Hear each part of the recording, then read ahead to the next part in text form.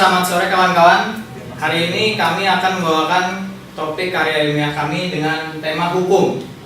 Saya perkenalkan anggota tim karya ilmiah saya. Ini adalah Brian Anggriawan, lalu di samping saya Stefanus, dan saya sendiri Hendy Harjanto.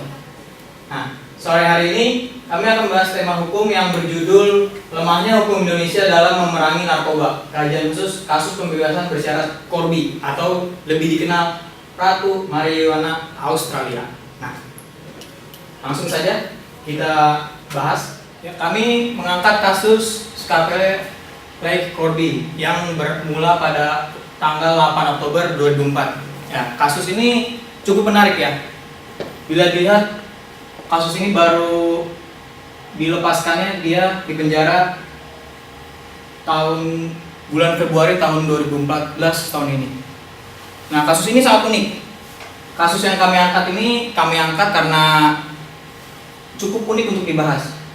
Kenapa? Karena menyangkut hukum di Indonesia yang memberlakukan hukum bagi para pengguna narkoba terutama. Setahu saya pengguna narkoba itu hukumnya harusnya terkenanya sangat berat yang dikenakan kepada penggunanya.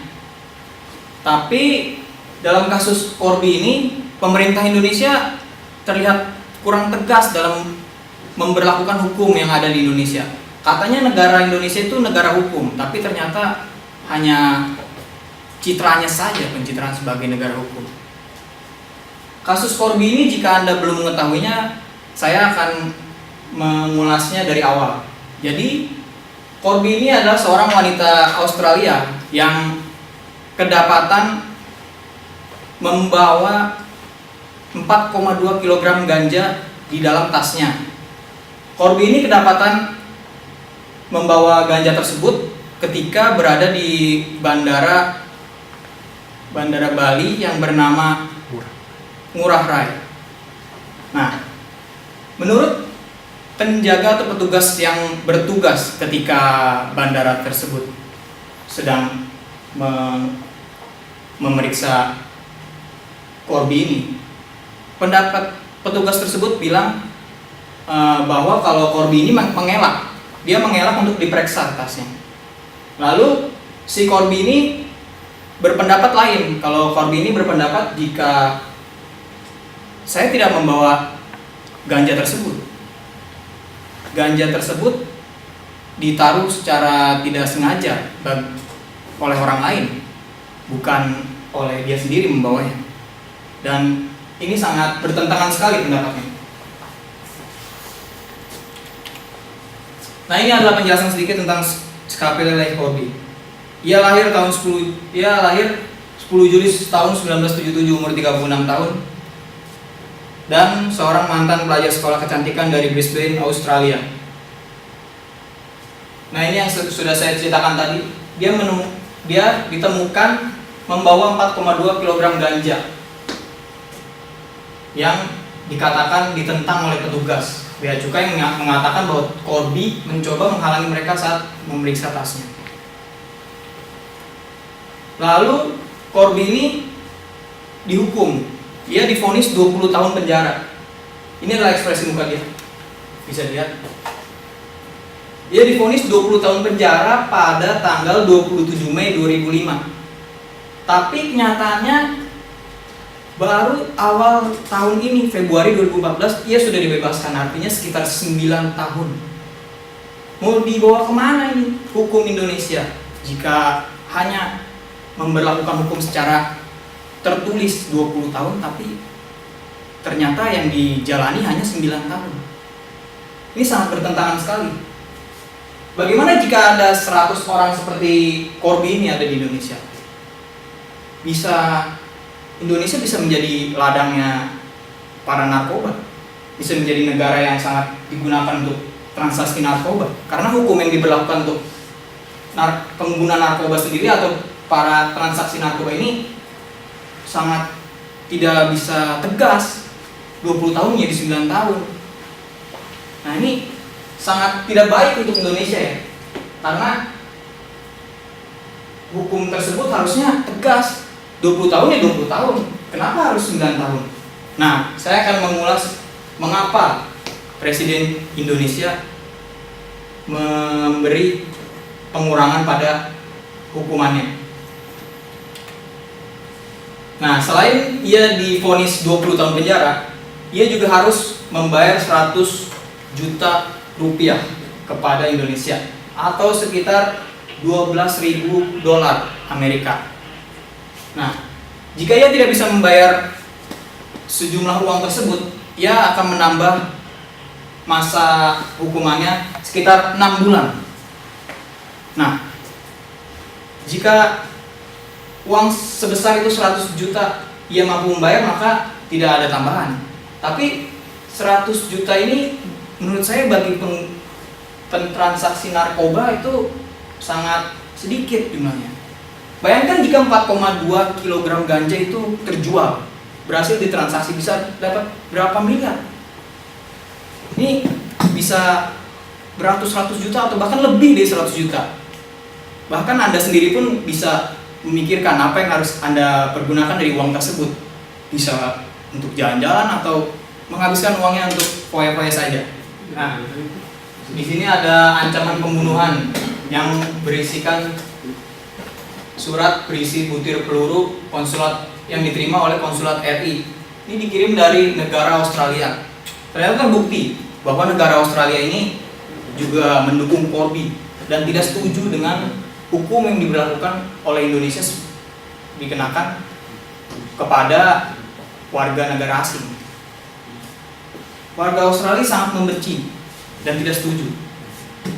Maka ditemukan surat berisi butir peluru dan ancaman pembunuhan bila Corby tidak dilepaskan dari Indonesia dan pulang kembali ke halamannya. Ini sangat frontal sekali ya. Sangat membuktikan bahwa Australia itu sedang berselisih dengan Indonesia. Lalu di dalam kasus Corby ada pula kejadian cercaan monyet. Yang dimaksud dengan cercaan monyet ini adalah, saya akan mengulasnya tentang orang bernama Rick Vaneley. Rick Vaneley ini adalah seorang penulis dari Australia yang bekerja pada suatu majalah. Nah, Rick Vaneley ini memaparkan kisah dari seorang Malcolm T. Elliot, seorang penyiar radio dari Australia.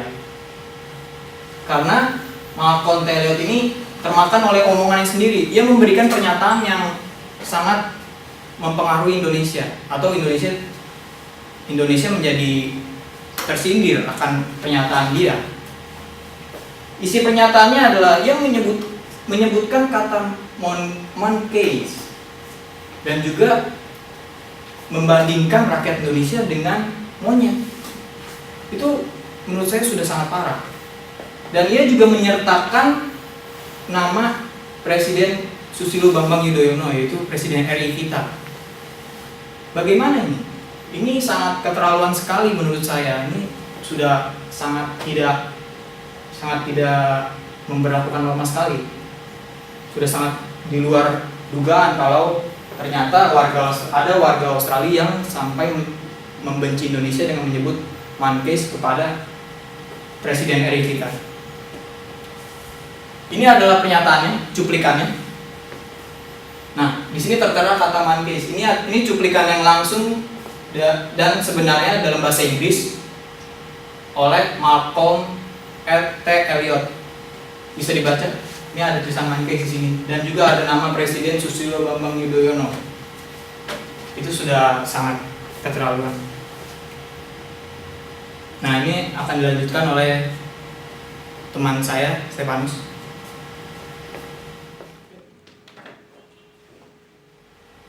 Selain kejadian cercaan monyet yang ditujukan kepada SBY dari salah satu penyiar radio di Australia dan ancaman peluru yang ditujukan kepada konsulat RI di Perth, Australia, ada juga kejadian yang mengisi kasus Corby ini, yaitu lelucon kurang ajar mantan pengacara Corby. Mantan pengacara Corby yang bernama Kerry Smith Douglas ini, dia diwawancarai oleh salah satu stasiun televisi channel Australia, yaitu yang bernama Channel 9. Pada saat diwawancara, ia ditanyakan begini, bagaimanakah Corby akan merayakan kebebasannya? Kebebasannya di sini maksudnya adalah dia bebas dari penjara. Maksudnya adalah pembebasan bersyarat yang akan dilaksanakan pada tanggal 7 Februari 2014. Namun tadi sangka jawabannya itu bahwa Corby akan merayakan kebebasannya dengan membuka tutup botol gabus sampahnya dan melinting marijuana dan menghisapnya. Sungguh tadi sangka jawabannya. Banyak pihak yang berpendapat bahwa jawaban itu tidak layak, dan orang-orang Indonesia berpendapat bahwa jawaban mantan pengacara Corby tersebut hanya akan menimbulkan konflik baru. Berikut ada cuplikan tentang wawancara mantan pengacara Corby ini.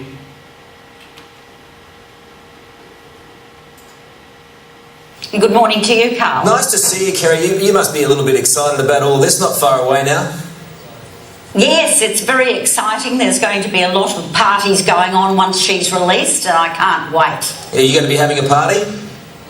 Oh, you betcha. How do you think she will celebrate? Oh, she'll probably pop a cork of champagne and then roll up a big marijuana joint the size of a cigar and kick back and enjoy herself. I don't know. She'll have fun anyway. You haven't been smoking this morning, have you? My eyes are red, I know. Wow, you're always interesting to talk to. Ya, mantan pengacara Corby tersebut pikir bahwa leluconnya lucu dan patut ditertawakan. Namun banyak pihak yang tidak setuju dengan hal itu. Dan keluarga Corby sendiri pun membantah tersebut dan tidak menyukai komentar dari pengacara Corby tersebut. Ini adalah foto Corby setelah bebas bersyarat. Dapat dilihat mukanya sudah tidak kosong lagi, terlihat lebih cerah, lebih tersenyum.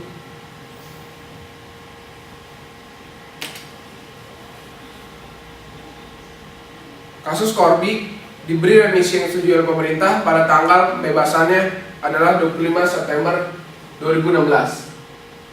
Corby mendapatkan bebas bersyarat pada tanggal 7 Februari 2014 dan baru akan keluar dari penjara itu 10 Februari 2014. Maksudnya di sini pembebasan bersyarat adalah bahwa Corby bebas dari penjara, namun dia tetap tinggal di Bali, tidak boleh berpindah ke daerah manapun di Indonesia ataupun kembali ke kampung halamannya di Australia. Dan ia pun harus melapor setiap bulannya kepada pihak berwenang. Kemudian Corby akhirnya dilepaskan dari lembaga pemasyarakatan Kerobokan Bali pada tanggal 10 Februari 2014 dan ia langsung dibawa ke kantor jaksa di Denpasar Bali menggunakan mobil khusus. Di sana ia stempel sidik jarinya dan ia mendapatkan penjelasan mengenai aturan pembebasan bersyaratnya. Kemudian ia dibawa ke Balai Pemasyarakatan untuk mengesahkan status bebas bersyaratnya. Setelah dibebaskan, dia tinggal bersama kakaknya di Kuta. Selain kejadian mantan pengacara Corby, ada juga kontroversi wawancara eksklusif. Tidak hanya sampai di situ, Corby bebas dari penjara. Namun, para stasiun TV di Australia berburu informasi mengenai Corby. Para stasiun TV tersebut beradu untuk wawancara Corby terlebih dahulu, dan bahkan ada yang rela membayar 1,8 juta dolar untuk mendapatkan curhatan Ratu Marijuana ini bernama Channel 7. Namun reporter Mike Willis mengatakan bahwa tidak ada kesepakatan yang dibuat dan jumlah uang sebesar itu konyol. Dan uang yang disepakati dengan Corby itu jauh lebih rendah. Dan selanjutnya akan dijelaskan oleh teman saya, Brian. Pembebasan Corby ini mempermalukan Indonesia karena menimbulkan kontroversi dari oknum-oknum seperti FPI yang semula ia dihukum 20 tahun, tetapi sebelum 20 tahun ini ia sudah dibebaskan. Pembebasan ratu marijuana ini dinilai mencoreng hukum Indonesia dalam hal memberantas peredaran narkotika di tanah air. Dari semula dihukum 20 tahun lamanya, setelah mendapat hadiah grasi, remisi, dan pembebasan bersyarat, Corby hanya menjalani penjara selama 9 tahun, 4 bulan, dan 4 hari. Setelah masa itu, Corby hanya harus menjalani 1 bulan masa percobaan, yaitu dengan 27 Mei 2017. Setelah itu dia menjadi manusia bebas seutuhnya, boleh meninggalkan Indonesia. Padahal pemerintah punya target di tahun 2015 Indonesia akan bebas narkotik. Nah, ini data statistik kasus narkoba BNN. Pada tahun 2005, angka pengguna narkotik hanya sekitar 6.000 jiwa. Nah, di 2006 naik menjadi 9.000 jiwa. 2007 naik lagi menjadi 12.000. Nah, di 2008 ini merosot menjadi 10.000 yang memakai narkotika. Nah, 2009 dan 2010 makanya melonjak naik sampai 2011. Ini terbukti kalau pengguna narkotika di Indonesia semakin tahun semakin naik. Berdasarkan data BNN, saat ini Indonesia berada pada posisi keempat negara dengan jumlah narkoba terbesar di dunia. Artinya, Indonesia untuk masuk dalam kategori darurat penyalahguna narkoba dengan jumlah pecandu narkoba di atas 4,9 jiwa pada tahun 2013. Jumlah tersebut meningkat dari 1,75% pada tahun 2005 menjadi 4,9% pada 2011. Dengan demikian, jumlah pengguna narkoba di Indonesia meningkat 2,3% dan penggunaannya yang berusia 10-20 tahun meningkat sebanyak 2,5%. Pendapat menurut Amir Syamsuddin, Menteri Hukum dan HAM, pembebasan bersyarat ini bukan kemurahan hati Menteri dan pemerintah. Kami menegakkan hukum dan tidak memandang siapapun, manakala peraturan perundangan memberikan seorang hak. Menurut Eva Sundari, anggota DPR, ini kan sinyal kita ramah terhadap kejahatan narkoba. Mereka mengkategorikan narkoba termasuk kejahatan yang tidak ditolerir untuk diberi kemudahan. Indonesia menjadi target besar bagi pembuat dan pengedar narkotika serta obat terlarang. Sistem hukum hanya sekedar formalitas saja. Hukumnya sudah tertera dengan jelas, tetapi penerapannya yang sangat kurang dan terabaikan. Maka tidaklah heran jika persentase pengguna narkotika di Indonesia terus bertambah di setiap tahunnya. Indonesia hanya pencitraan saja sebagai negara hukum. Namun para penegak hukum dan pemerintah tidak patuh pada peraturan dibuat. Kesimpulannya, mengenai kasus Corby ini, terlihat hukum di Indonesia lemah, terlebih lagi adanya tekanan politik dari luar negeri antara Indonesia dan Australia, membuat hukum menjadi tidak teratur dan kacau. Terima kasih. Ada pertanyaan? Saya Ya, mengapa SBY memberi remisi kepada si Corby ini? Saya mau nanya, ya. mengapa masa penahanan Corby semua 20 tahun hanya menjadi 9 tahun lalu bebas bersyarat? Saya mau nanya, Ya.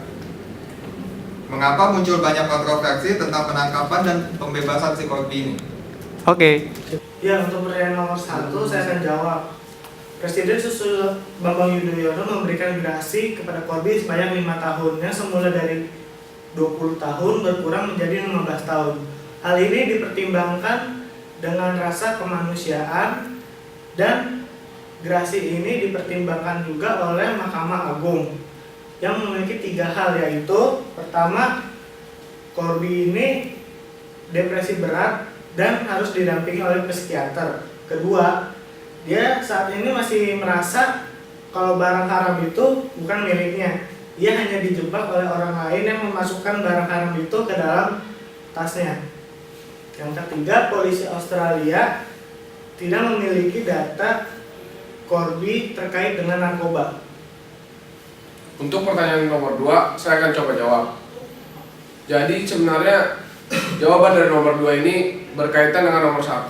Jadi mengapa Corby bebas lebih cepat itu dikarenakan remisi yang ia dapat. Dari 2006 hingga 2011 dia mendapat remisi 8 bulan per tahunnya. Namun tahun 2007 dia tidak mendapat remisi karena kedapatan membawa telepon genggam. Jadi total remisi yang ia dapatkan hingga 15 Mei 2012 adalah 25 bulan. Ditambah lagi dengan gerasi dari SBY sebanyak 5 tahun. Jadi Corby hanya dipendara sebanyak 9 tahun. Ya, untuk pertanyaan yang ketiga, saya akan coba jawab. Itu muncul banyak kontroversi dalam penangkapannya, itu karena dalam penangkapannya warga Australia itu banyak yang tidak setuju dan tidak senang. Karena menurut dia, Corby itu tidak bersalah.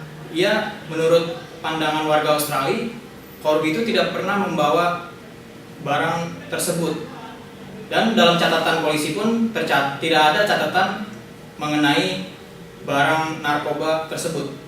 Makanya ada buktinya seperti surat yang berisikan butir peluru dan ancaman pembunuhan yang di slide tadi.